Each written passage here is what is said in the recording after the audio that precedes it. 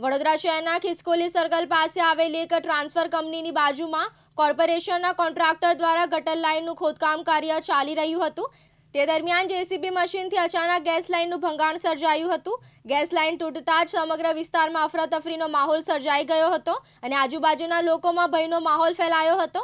ઘટનાની જાણ તાત્કાલિક ગેસ વિભાગને કરવામાં આવતા વડોદરા ગેસ લિમિટેડના કર્મચારીઓ ઘટના સ્થળે પહોંચી ગયા હતા અને ભંગાયેલી ગેસ લાઇનને જોડવાની કામગીરી શરૂ કરી હતી।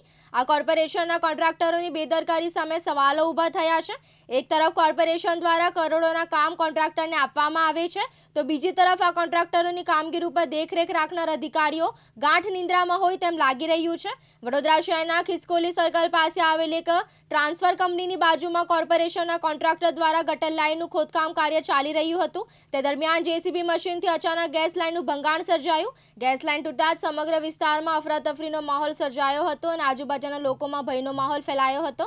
ઘટનાની જાણ તાત્કાલિક ગેસ વિભાગને કરવામાં આવતા વડોદરા ગેસ લિમિટેડના કર્મચારીઓ ઘટના સ્થળે દોડી આવ્યા હતા અને ભંગાયેલી ગેસ લાઇનને જોડવાની કામગીરી શરૂ કરી હતી। જો સમયસર ગેસ લાઇન ભંગાણ પર કાબૂ ન મેળવાતો હોત તો મોટી દુર્ઘટના સર્જાઈ હોત। સ્થાનિક લોકો દ્વારા જવાબદાર અધિકારીઓ સામે કડક કાર્યવાહી કરવાની માંગ ઉઠી છે। અહીંયા વડોદરા આપણે કોર્પોરેશનની કામગીરી ચાલતી હતી, એમાં આપણી ગેસ લાઇન ડેમેજ થયેલી હતી તો આપણે બંને વાલ બંધ કરીને કામગીરી હાથ ધરી છે। કઈ જગ્યા છે? ટ્રાન્સપે કંપનીની બહાર વડસર રોડ પર। ગેસની લાઇનને લઈને લોકોમાં હાલાકી ભોગવવી પડે એવું લાગે છે? ના, આપણે લૂપ લાઇન છે આ, બીજેથી સપ્લાય આપણે આપીને ઓછામાં ઓછા કસ્ટમર એફેક્ટેડ થાય એ રીતનું પ્લાનિંગ કર્યું છે। આજે કોર્પોરેશન દ્વારા ગંભીર બેદરકારી કહેવાય કે જે રીતે કામ કરવામાં આવે છે અને આ રીતે લાઈનો તોડવામાં આવે છે, કેવું લાગે છે? એમાં તો સર હવે એ બી કોર્પોરેશનનું જ કામ કરી રહ્યા છે અને અમને ટેલિફોનિક દ્વારા જાણ કરી હતી। આપણો માણસ બી અહીંયા ઊભો હતો, તે છતાં પણ ડેમેજ થઈ છે। શું નામ હતું? પિયુષ માછી। સોસાયટીમાં ગેસ લાઈન જાય છે ને અગર કેવી રીતે ભંગાણ સર્જાય? અહીંયા એક પ્રમુખ સ્વામી કુટીર સોસાયટી છે, બીજું એક સાયરંગ હાઇટ સોસાયટી આવે છે, બરાબર છે। બંનેમાં ગેસ લાઇનનું આ લાઇન એક જ છે। શું કામ ચાલતું હતું? હવે હાલમાં અહીંયા જે અટલાદરા જે તલાવનું જે પાણી છે એની નહેર અહીંયા બનાવી છે જે આ રોડ પરથી આવે છે।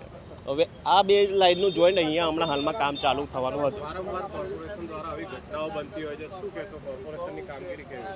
હવે કોર્પોરેશનનું તો શું છે, હાલમાં આટલું મોટું ગંભીર સમસ્યા થઈ ગઈ તો પણ હજુ આ હાલમાં હમણાં કોઈ છે નહીં, બરાબર છે। સીએનજીની ગાડી આવી છે પણ હાલમાં બી કંઈ કામ હજુ હાથમાં ધર્યું નથી, બરાબર છે। કામગીરી સોંપી દેવામાં આવે છે, એની કોઈ જવાબદારી કોઈ લઈ શકે એવું લાગી રહ્યું? હવે કોણે આપે છે કંઈ ખબર જ નથી સાહેબ, બરાબર છે। હવે આવું કંઈ સીન થાય તો અમારે આ બધા મિત્રો છે એના અમે બધા હેલ્પ કરવા જઈએ છીએ। મારું નામ પ્રકાશ ગોહિલ છે। વિજય ચૌહાણ, દિવ્યાંગ ન્યૂઝ, વડોદરા।